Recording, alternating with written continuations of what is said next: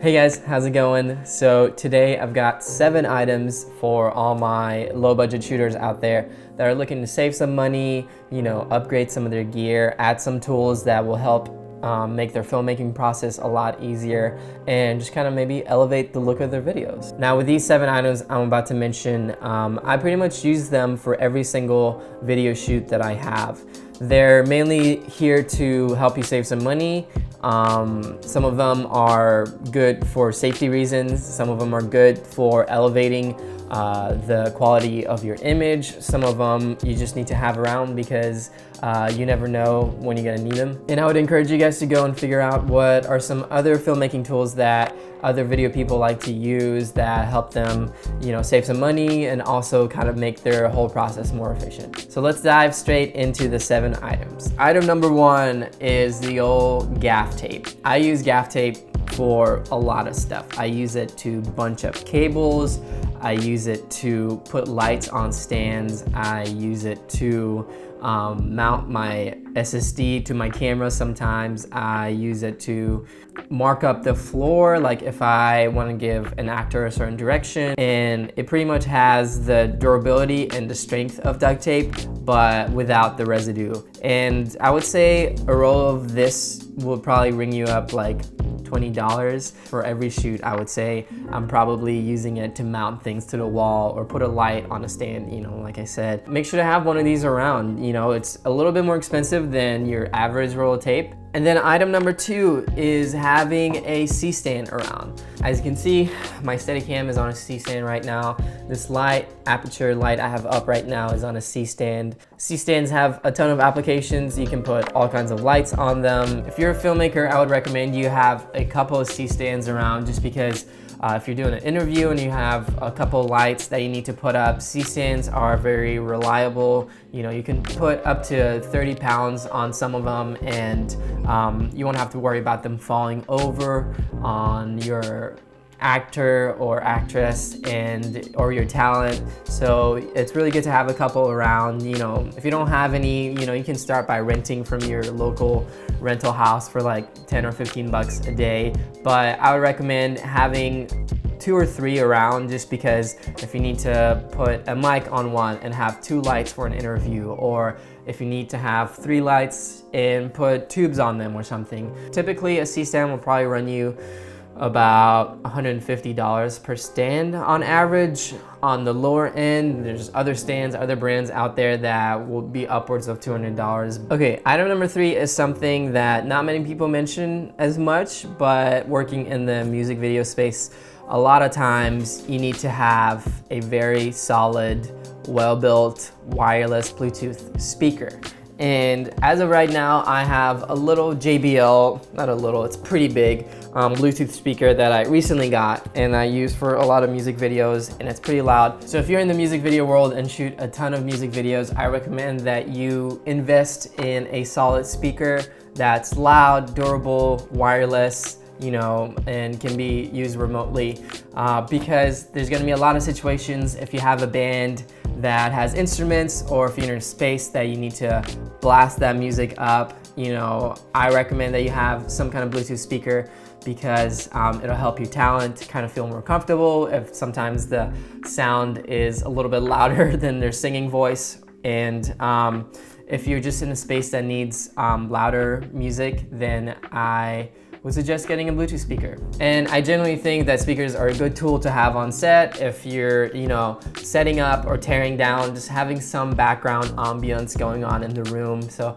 people don't have to just work in silence awkwardly, so it's really good to have around. Some of the reliable brands that I would recommend is either Bose or anything JBL. All right, moving on to item number 4, super affordable item, is having an ND variable ND filter. These are basically sunglasses for a camera. There's a ton of affordable ND filters out there, but having a variable ND filter where you can kind of twist and kind of see the exposure change is great to have around, because if you're shooting outdoors in direct sunlight or in any setting and you want to have control over your aperture or your f-stop, it's good to have these around, because if you're shooting with a shallow depth of field, outdoors, you're not going to be able to do that if you don't have an ND filter. In the beginning days, I would crank up my shutter speed, and that's just a really dumb decision because it messes up the quality of your image. Doesn't feel as cinematic, it feels sharper, and that's not really good. If you're looking to shoot more cinematic stuff, outdoors, recommend having one of these. This one's called, the brand is K&F, and it's literally 30 bucks from Amazon. There's a lot of really great other ND filters out there that I would recommend checking out. Okay, for item number 5, I've got 2 things. First up is a camcorder.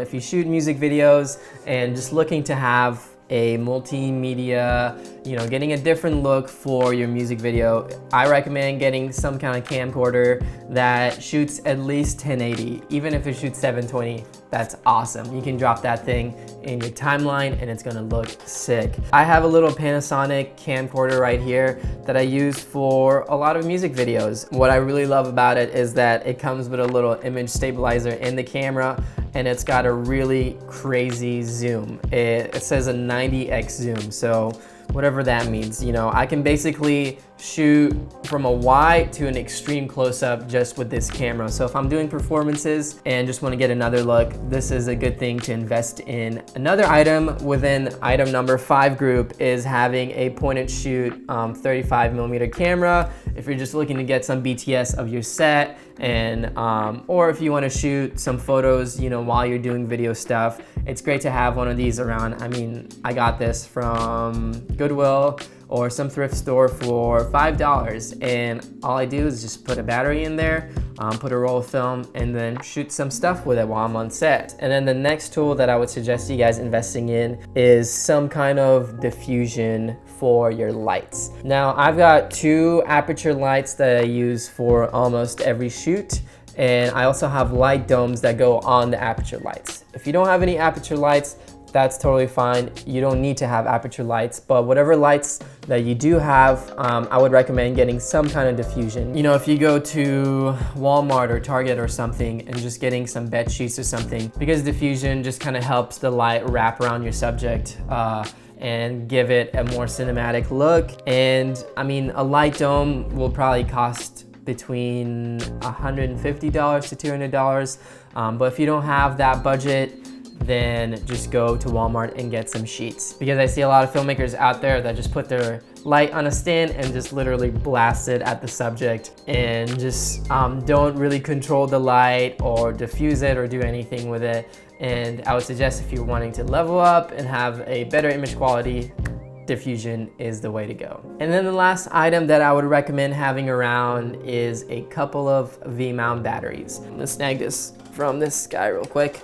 I have a couple of these Powerbase Edge core batteries that I use with my pocket cameras, and the reason why I love these things is that I don't have to rely on, if you shoot on Sony or Blackmagic or Canon or whatever, the batteries will probably run you about 30 minutes to 45 minutes. But if I have one of these guys on my cameras or even on my lights, I could probably use this for 2.5 hours on my pocket camera without having to worry about charging it. So if you're shooting outdoors or you're in a setting where you need to be rolling for, more than an hour long, then I would recommend investing in some V-mount batteries, just because they're reliable. Having a couple of these around will save you from not being stressed out about running out of power, and just knowing that these things have a lot of applications. They can go on cameras, on lights, and all kinds of stuff, and I can even charge my phone with these things.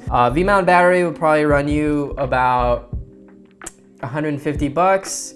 Depending on the brand you stick with. There's a ton of brands out there, but if you just go on Amazon or B&H, you'll find a lot of reliable ones for less than $200. Well, there you have it. Those are the 7 items that I would recommend every filmmaker to invest in. Starting off with CStand, V-mount batteries, some kind of diffusion, variable ND filters. Those are all must-have items. when it comes to doing video. And I hope that you found all of this information helpful. If you have any items that you think I missed or would recommend, I would love for you guys to comment down below. If you're new to my channel, it would mean a ton if you would subscribe. And as a gift, you know, I have some filmmaking assets linked down below for free, no strings attached. I've got some LUTs, overlays, aspect ratio, mats, and all kinds of stuff. So thanks again for taking some time to watch this video, and I'll see you guys soon.